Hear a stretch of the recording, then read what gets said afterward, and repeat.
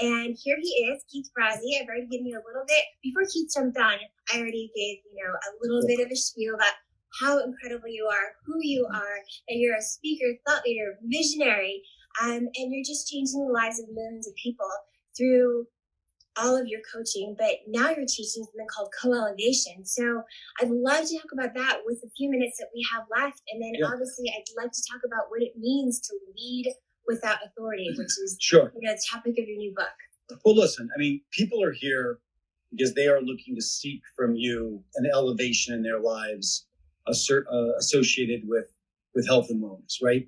Mm-hmm. And it was years ago that I was writing my second book.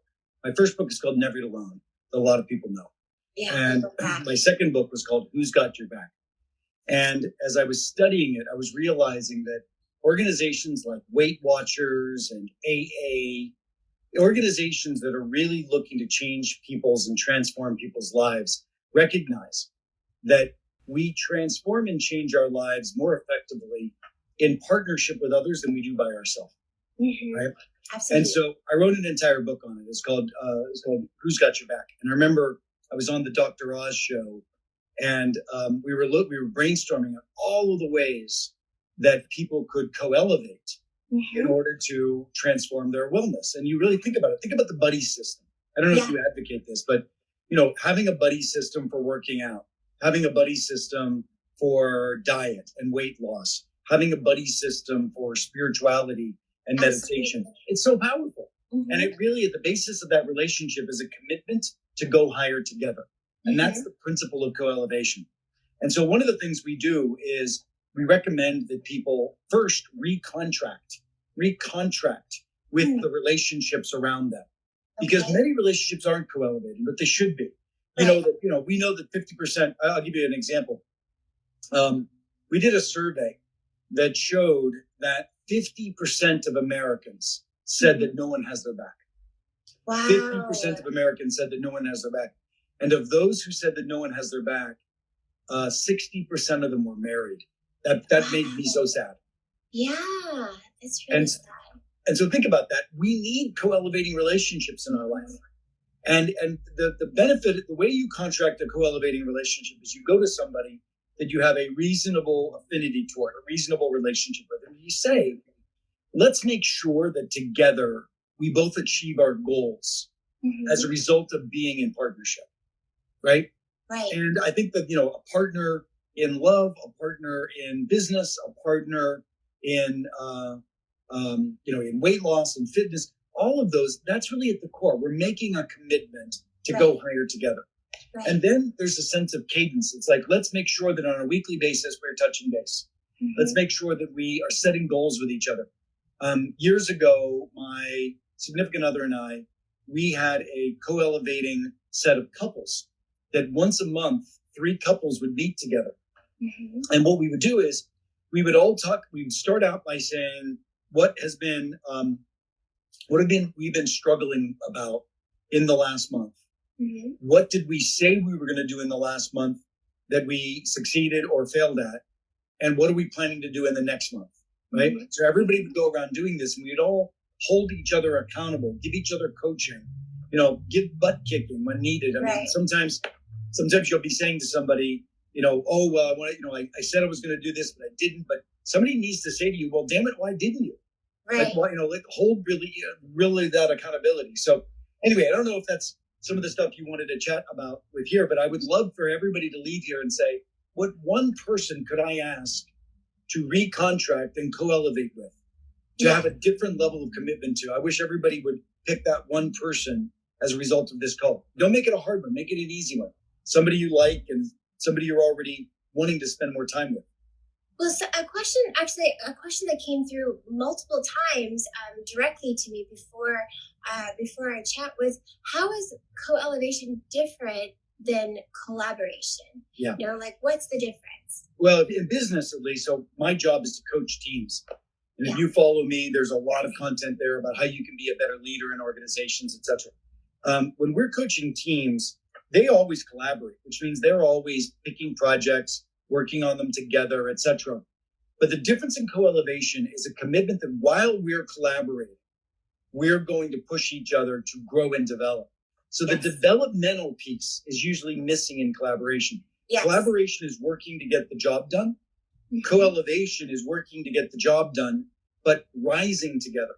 So Mhm. one of the things that when I first started researching this book, which I wrote called Leading Without Authority. Yes. Leading Let's Without talk Authority. about that. When I wrote that book, what I was originally wanting to write is how can we be better coaches to the people around us? Because Right. I believe that coaching is embedded in all relationships, Absolutely. but yet we do it pretty shitty. Like, we don't do a very good job of coaching our spouses. Most of that sounds like, nitpicking, right? Right. Or Right. complaining or whatever. We've got to learn how to be each other's coaches. And that's why I wrote that book, Leading Without Authority.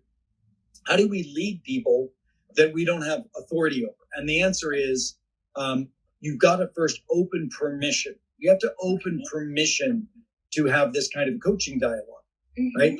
And so when you're in a normal collaborative relationship with somebody in the workplace, you don't have permission to give them feedback on their competencies. That's their boss's job. Right. But when we're in a co-elevating relationship, we have recontracted. I love this idea of recontracting. Yeah. By the way, if anybody wants to, obviously, I'd love to have you follow me on Instagram, but I have a website called CoElevation.com, CoElevation.com. By the way, I'm not selling anything other than these ideas to you. So this isn't a sales scheme. I'm just trying to provide information that can change the world through a new way of thinking about relationships and collaboration and engagement. And you are. I mean, just for me to, I'm just going to interject for 15 seconds. If someone could just type in that website into the comments and so that people can see it, CoElevation.com. Keith is absolutely, because your heart is in such a place of service. Thank you. And that's my audience knows that about me. And there's 3 powerful words that you always say, and that's serve, share, and care. And he hasn't had a chance to share it now because we're short on time and we had this whole techie craziness.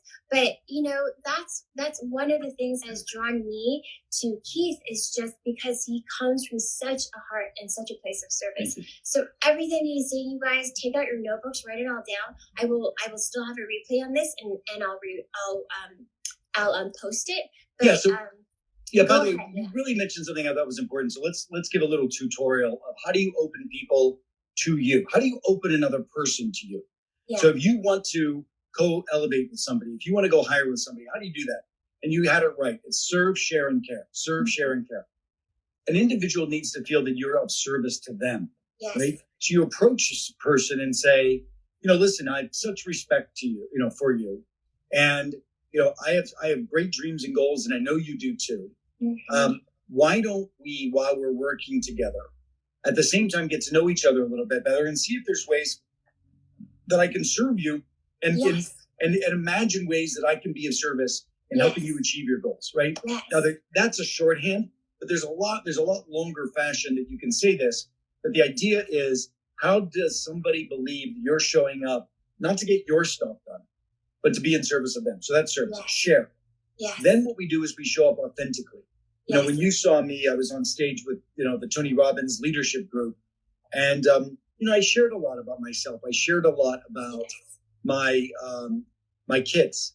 I've got 2 foster children, and I'm struggling at times to walk that balance between being a good father and an accountable father, right? Being empathetic and still, giving them the right kind of guidance.